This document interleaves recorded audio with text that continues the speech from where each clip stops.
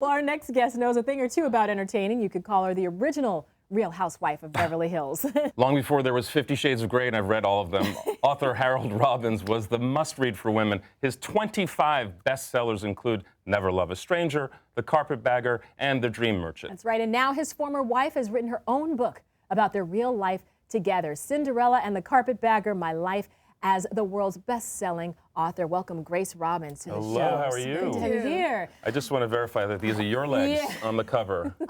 No. Oh, how disappointing. They look so familiar. No, we've been thumbing through don't they? We've been thumbing through the photos in the book. But Absolutely this is you, gorgeous. right? We lived in the south of France. Is yes, that you? That's in Le Canet. Look at her. Oh my And Wow. do you know, we had most incredible life, and that's why I consider myself a Cinderella, because he just doted on me, and he wanted. He spoiled you. Yeah. I love that. Love doesn't spoil, but material things do. Right. Okay. And And I did I he had give them you both? both. I had them great. both. Yeah. Now Right. let's go back a little bit, because the way that you met Harold is extraordinary. You're on this vacation, you're away for the weekend, you're by yourself, correct? And Right. you know nothing at all around you. All of a sudden you pick up this book, you read it cover to cover. Right. Heaven forbid you find out who the author is. That's your soon-to-be husband. That's it. It was the Carpetbaggers.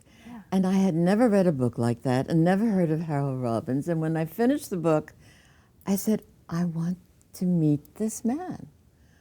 And I made a wish to the universe. I said, which I never did before or since. I said, I want to meet Harold Robbins. I go to my office the next day. I was a casting director for an advertising agency, Gray.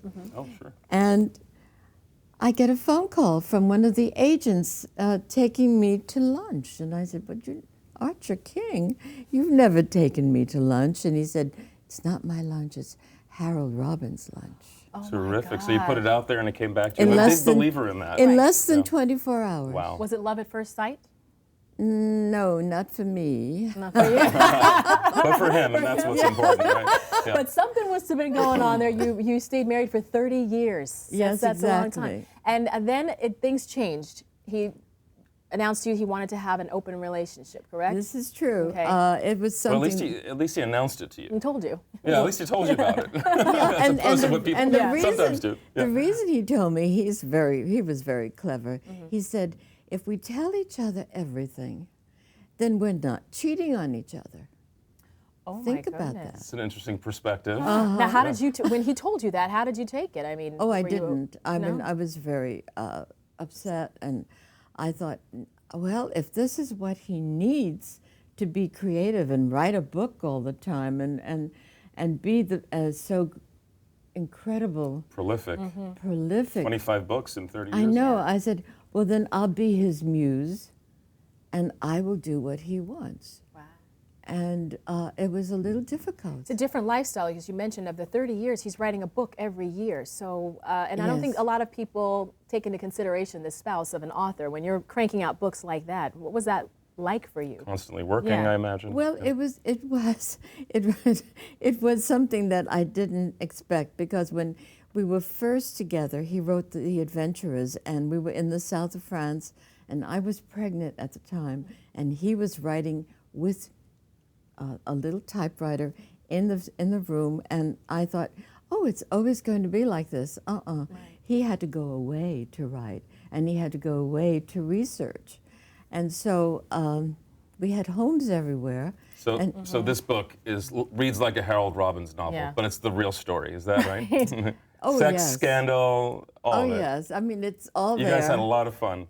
We had. Yeah. It was. Sounds like what we Delighting. dream Yeah. about, the Hollywood people lifestyle. that we met, and the parties that we gave.